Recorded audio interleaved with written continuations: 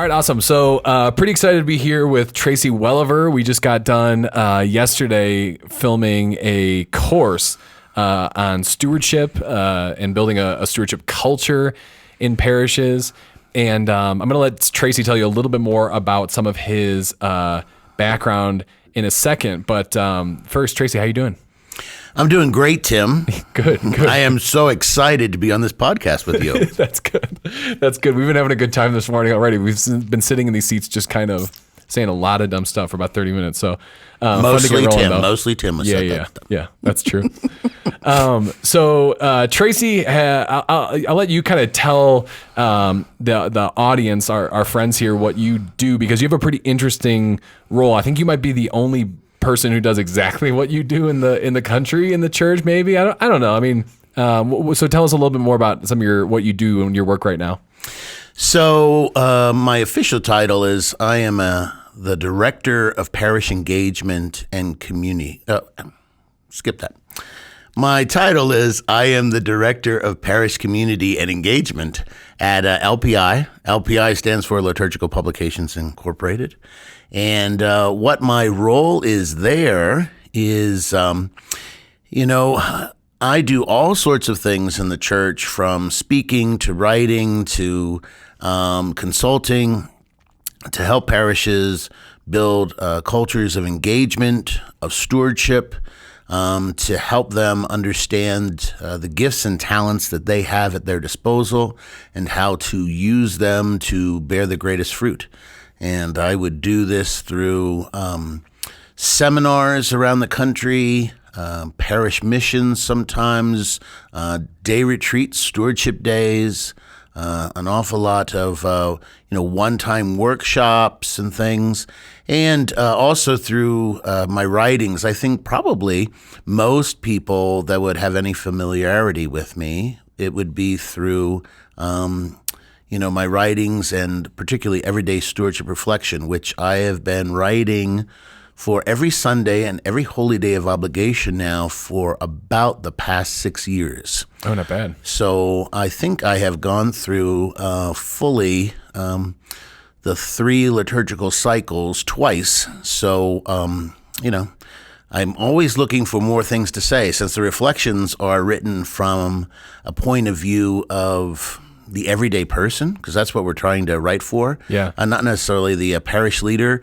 but it's for parishes to put on their bulletins and on their websites and such, to kind of reach that person in the pew who is having a hard time understanding, what this life that Jesus calls us to is all about. I love that. Yeah.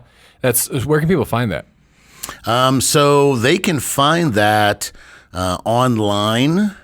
We have a service through LPI called We Create. Oh, okay. So if they're an LPI Bulletin customer, they have access to that for free. If not, it is a paid service through LPI.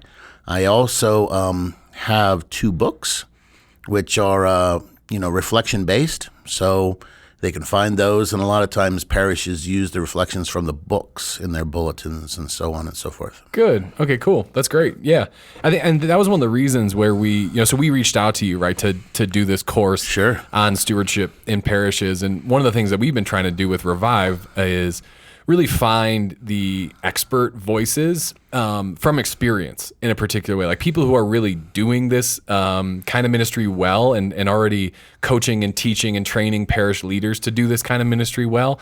We want people to be pulling from experience, not just theory. Sure. They're kind of saying we see things, and so that's I've been following your work and your ministry for a couple of years now, and I think very few people are engaged personally with as many parishes and parish leaders every year as you are. I mean, I really mean that. Like you reach a lot. So I mean, how much did you in the past year?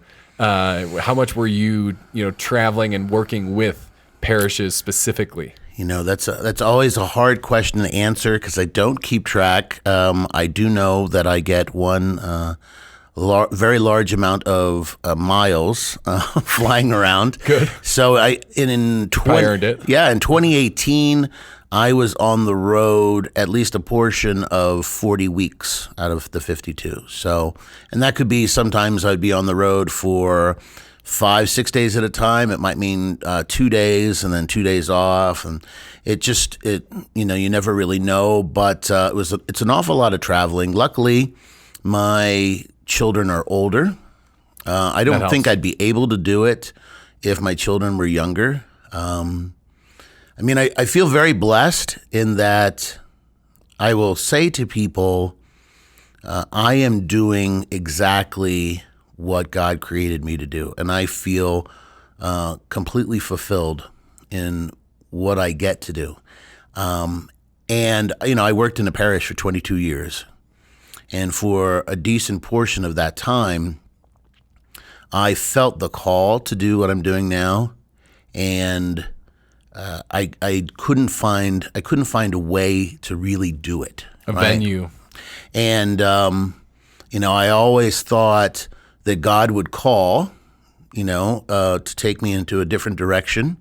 And after 10 years, after 15 years, it was then hitting 20 years, I started to think, maybe I am incorrect. Maybe I have not discerned this well. And I remember when it was soon after LPI had called and, suggested that I come on board and start doing these sorts of things with parishes full time. I was actually at a lacrosse game with my daughter used to play lacrosse, and I was sitting on the sidelines, and I thought to myself, wow, I now have the opportunity to do what I've always thought I was called to do. I'm sorry, I lost faith because I just kind of gave up that idea. And Jesus spoke to my heart and said, you have little faith. You thought it was a long time, but for me, it wasn't long at all. And I remember crying there on the sidelines, and I was like, "You are correct, sir." It is always God's time and not our time. So, looking back, I would not have been able to do what I'm doing now back then. So, yeah, I've always found that in ministry, like if you have dreams, sometimes the temptation can be to push. You know what I mean? Like I really see this need that needs to be filled, and there's kind of a dance there involved between you and God of kind of saying you can. He wants us to take steps and to kind of test like different callings and stuff. But if He's not blessing it, it's not going to happen. Absolutely, right? Absolutely. And I was just recently at a conference, and I was talking with some people, and I said, really, I almost feel like I've never made a difficult life decision ever. And the reason I say that is because every step of the way, even when I was younger, I've only done what I've been asked to do. They've been made for you. And in those 22 years, I kept thinking it's going to happen any day now. And, it finally did. But, I even say to my children now, be strong in your faith, be connected with Jesus, and I assure you, if you are constantly bringing the fullness of your life before Him, it will be clear. It'll be clear what He calls you to do. You won't need to question. And the greatest joy in life, which I truly believe, is following God's will and not our own. That is so key. I've been a Gallup strengths coach for about 10 years, and that's been a real blessing to me. And I get to use that at LPI as well. And, one of the things that I coach people on is, if to uncover how God created you and to have a sense of what your purpose is, also is to understand God's will for your life. And as soon as you try to, walk down a road which is completely of your own doing and of your own will, watch out, be careful. Things start to break, right? Yep. I do think too, like those. Yeah, it's almost like you can read into your own nature the calling that God has placed on your life. You start to just see. You talk about in the course, the things that come easily to you that other people identify in you, or even are starting to pull out from you, looking for from you and stuff. These different things that make you really filled with joy and purpose and stuff. As far as some of those strengths, I think too. One of the things I've noticed is there's this talk, an evangelical speaker, preacher named Christine Kane gave it at a conference a couple of years ago, and it's about basically this idea that in ministry, if God wants to do great things with you, there's going to be a period of purification and of strengthening in those strengths. She calls it the dark room. Film has to be developed before. Right. She said, her whole thing is we have too many people who don't want to be developed; they want to be discovered. And I think really God can bear fruit in our lives and in our ministries when we first allow all those gifts that He's given us to be kind of purified and honed and developed over the years. And sometimes even in suffering, where you have this call, like you're saying, on your life, and you don't know how He's going to bring it, to fruition. But I imagine now, looking back at those 22 years of the parish, everything you're doing with parishes now and training them how to do it, it's all like second nature because of everything He did in the absolutely. past. Absolutely. I mean, I look back and I see, the 22 years were, very good for me and very good for the parish. And, we did a lot of great things. But I look back and see myself as almost 22 years as an egg, right? And just waiting for something else to hatch, waiting what's going to happen, are the lights not bright enough? Is it not warm in here? What's going on? And, that is not to say that I didn't realize at the time that I was called to be in that parish community, And one of the blessings in my life is, even though now I work for LPI full time, I am still a parishioner in that community. I don't. Oh, that's cool. I don't work as a staff person in that community, but that is still the community when I am not on the road that I go to, where I am still nourished and fed, and that's very important to me. Do people still ask you to where the 8-foot tables are and stuff like that when you're at Sunday Mass? Well, what happens is, when I am not on the road on the weekends, most of the times we go to the 11:30 Mass on Sunday, and so every once in a while, for out of necessity, we might hit the 9 a.m. Mass. And when we hit that Mass, there are people who say, "Oh, hey, welcome back." Welcome back. And I was like, "I haven't gone anywhere, but thank you very much." That's awesome. That's awesome. Cool. Yeah. I mean,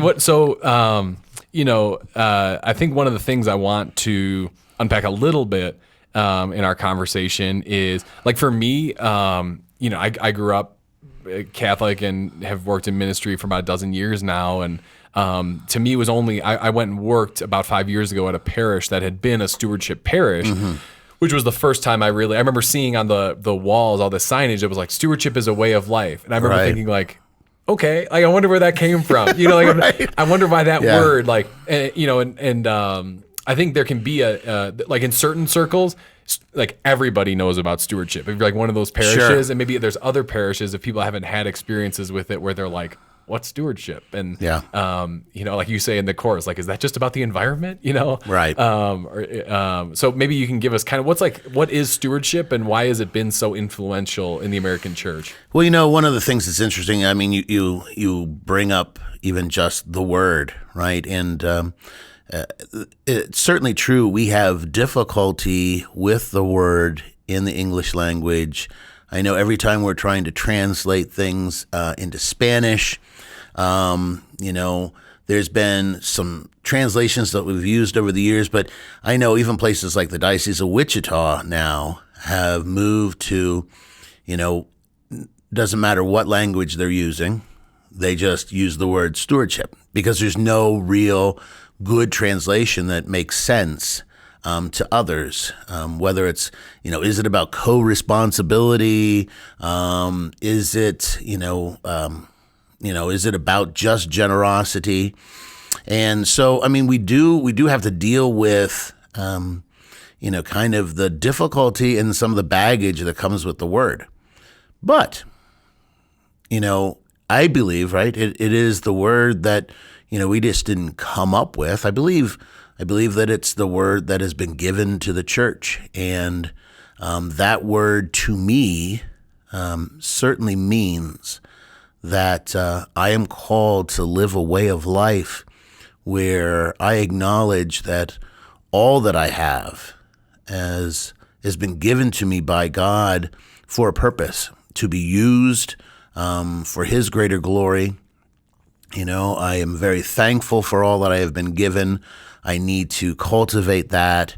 And a lot of times we say to give that back. And I think it's about even more than just giving it back. It is to be used, right? And in the using of it is giving it back, right? It is giving God that glory.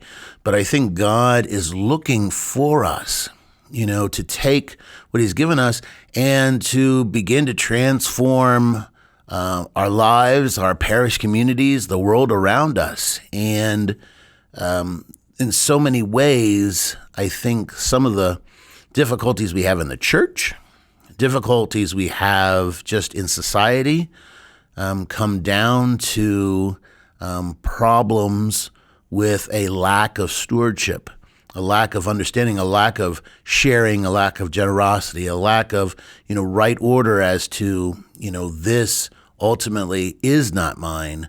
It has been entrusted to me, and I need to do something more with it than simply bury it in the ground or hold it tight. And for me personally, it has changed the way I view my life. It has changed the way I view my family, the way I look at my children. I think, as I've developed in my stewardship way of life, and, by no stretch of the imagination am I like some perfect steward, but I've continued to grow, and I look at my children. They're not my children. They are God's. They have been trusted to me. I mean, they are the greatest gifts that I have received, along with my wife. And I have a responsibility. I have an accountability. And, I run through like these little films in my mind from time to time. And, the one film that runs in my mind is, when I come face to face with our Lord, what will He say in terms of, did I do a good job stewarding, those gifts, particularly my family? Did I lead them? Did I do all I could to lead them towards Him? Or, did I sometimes take that gift for granted or become selfish? So, that's always at the top of my mind because I think all of us who are, trying to live out our discipleship as best we can, long for the day when this life is over and Jesus can look us in the eye and say, it's a job well done. Yeah, one of the things, I want to get back to that discipleship point in a second, because Sure. that's something we've talked a lot about the last couple of days. But one of the stories that comes to mind, it almost seems like there's a great challenge in stewardship against kind of this American individualism. Mm-hmm. I remember I went to confession one time, and here's all the sins I said, but I remember the priest saying like, "Oh, like selfishness." He's like, all of the things you just said to me are like selfishness Sure. at their core, Yeah. And there's kind of this great, you tell the story in the course of this priest, I think it was your pastor, and somebody came up to him, was like, well, Father, like this always happens to priests, right? Father, I saw the pew was broken. And the priest looked at him and said like, why didn't you fix it? Right. And like that, which I worked with tons of parishes, right? And there's this latent consumerism in the way that we approach parishes of, have they kind of just like, what are you going to do for me? Like, Absolutely. I sit here and you do things for me, and then I leave, and then I come Right. back and you do things for me. And there's kind of this call in stewardship to, I think one of the things you point to is like stewardship is everything. Like by virtue of our baptism, people often articulate it as time, talent, and treasure. How are you using those gifts that have been given to you, generously for the good of others? But at the heart of it is just this kind of call, like I've died with Christ so that I might live with Him. And Absolutely. so what's been given to me has to be made a gift of, in like kind of this outward focus. And I think that is a great challenge to the way that we often approach parishes. Right? Right. Absolutely. It's a very good point about stewardship, really being in the face of this Americanism or individualism, this sense of, this is my dream, this is my property, this is all mine. And, that makes it a difficult message sometimes to communicate even to well-meaning Catholics, right? Because for many people, for some reason, it does seem most counterintuitive. You're like, I've worked very hard to accumulate or achieve something, and you're telling me that it actually still belongs to somebody else, right? And but it's about it being entrusted to us, right? And so I think sometimes the emphasis is too much on, oh, it's just not mine, it's just not mine. Well, it's been entrusted to you. And it's the type of thing where, if there was a nice vacation home and, the owner needed someone to take care of that home because they were going to be gone for quite some time, and you moved in and you were the caretaker of that place, by every stretch of the imagination, be like, this has become my home, right? And you care for it in a very profound way. In many ways, you care for it more than if you were the person who actually, signed the bill of sale, right? That it was actually yours. I mean, that's the crazy thing, right? I mean, sometimes we treat that which we believe is 100% ours not so well.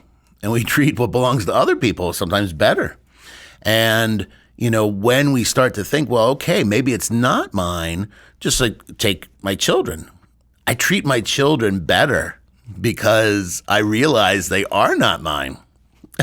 And, it's a kind of an interesting thing. And probably if you were to ask my children to remember, particularly my oldest son, who's now in his early 20s, he could probably articulate a time when I was treating him more like he was mine as opposed to God's, right? So, it makes such a difference in people's lives once they get it. But it's almost like a light bulb that needs to be turned on in their head, Yep. right? That's why I think, we talk about this in the course.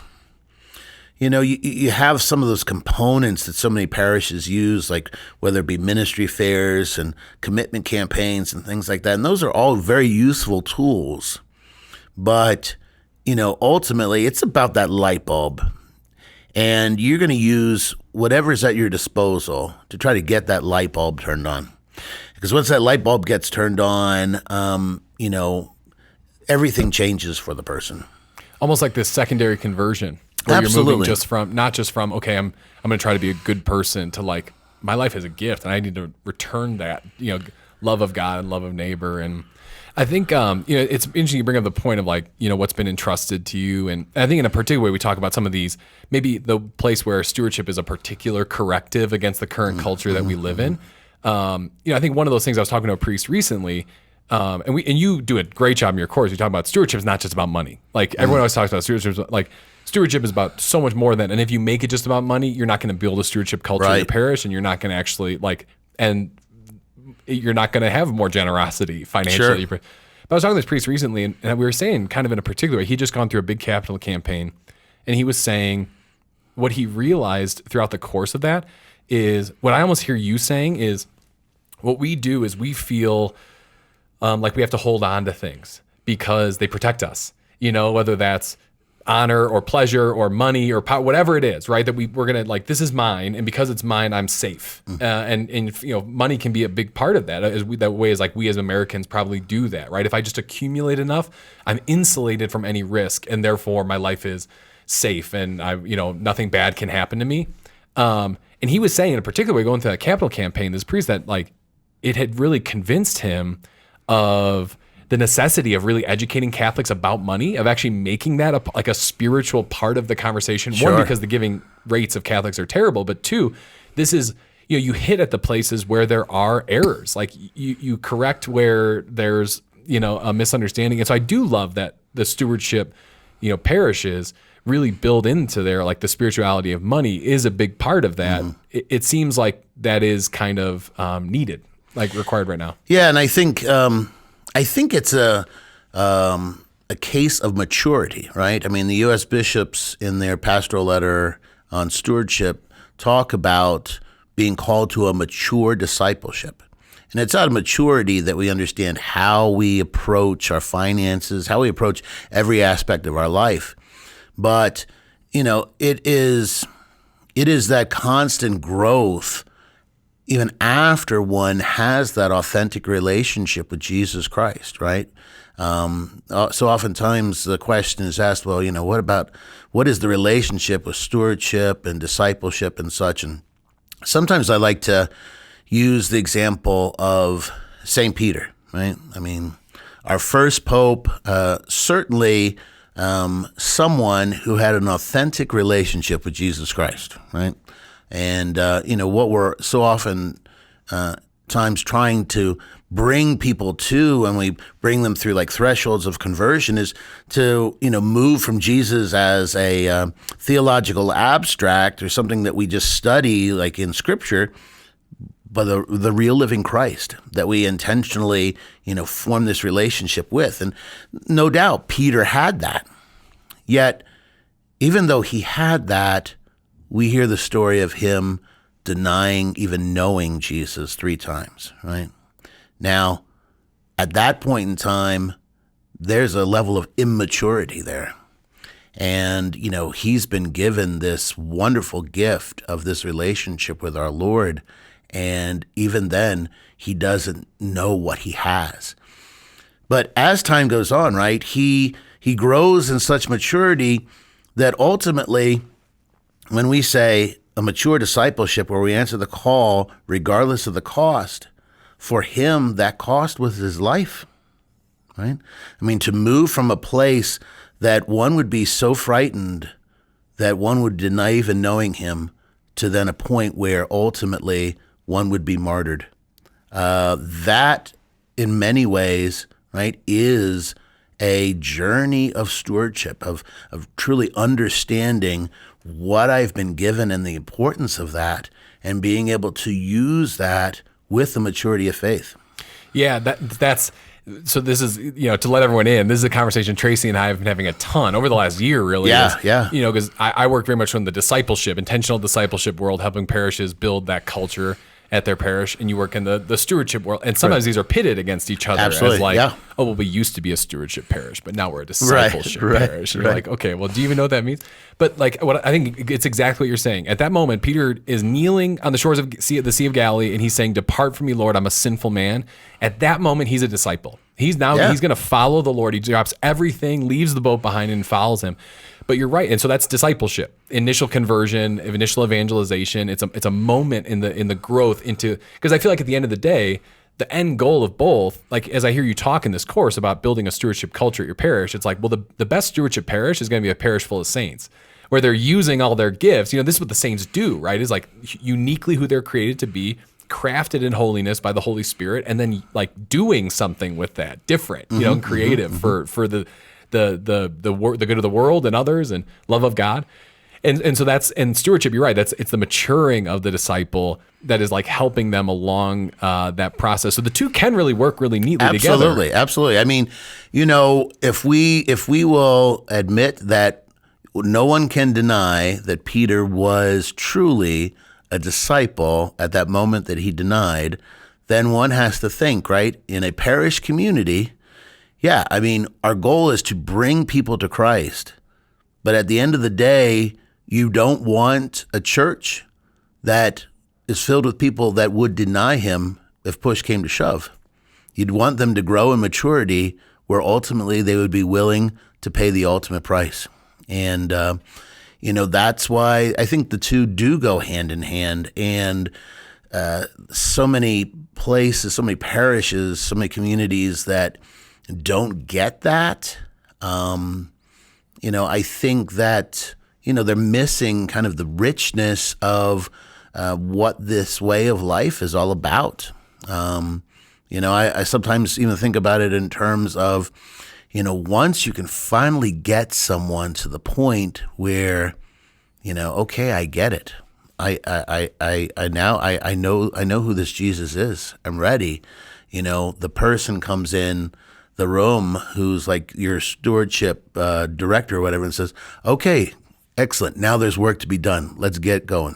And let's pick up the tools we've been given and let's bring others to Christ. And there is for some people the journey towards Christ through their stewardship. And I think we have to acknowledge that as well. I think that there is sometimes for some people, they're unsure, right? They don't know, but sometimes by the process of using what they've been given, they continue to put themselves in greater proximity to our Lord. And they have an opportunity to know Him, right? I mean, that same pastor that, you referenced that story in the course about the man who asked about the pew being broken. That same pastor used to have this saying that he would, tell us all the time, and it was simply do the drill, and it was about. There's going to be times when you don't know why. There's going to be times when you don't want to do anything. There's going to be times when this is not going to make sense at all. But when those times come, just do the drill. Because faithfulness. Yeah, because it makes me think about when people say, I don't know how to pray. How do I learn how to pray? And sometimes the answer is then you need to pray. And it's like, well, I just said I didn't know how to. But that's how you're going to learn, by simply doing it. And at some point in time, many people just come out and like, now I get it, right? Yep. How do you train for the marathon? I can't run. Well, that means you got to run. Well, I mean, that's not going to work out very well in the beginning, but eventually, you'll be able to sprint, right? Start with a mile. Yeah. Yeah, I think that's it. Is there's so many, when I talk to a lot of people, everyone kind of loves to push their thing right now. You know what I mean? Right. We're all looking at parishes. Everyone gets it, right? There's a crisis. We understand. 6.5 Catholics are leaving for everyone. Like, people are aware now there's a crisis in parishes where we're not really creating mature disciples. And so we need to fix that, right? And so everyone comes rushing forward with their solution. And it's like, well, what we really need?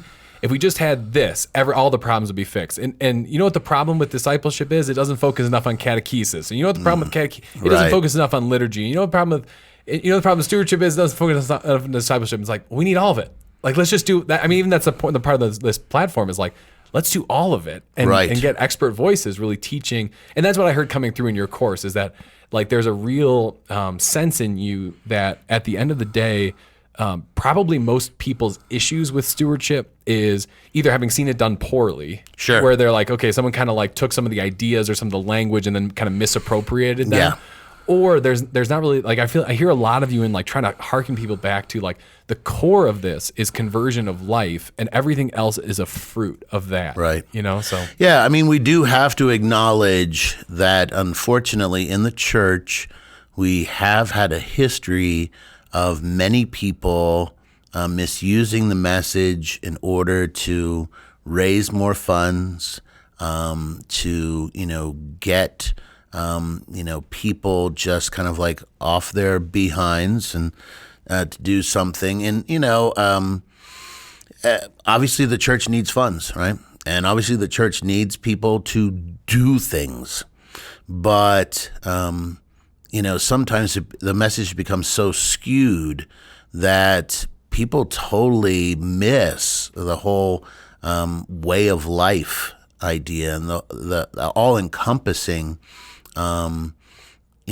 spirituality that we are called to. And, I like your point about, unfortunately, right, in the church, it's very much everyone's kind of just pushing their own thing. And, parishes will be like, we're going to get where we need to go because we're going to do everything that this particular book told us to do, right?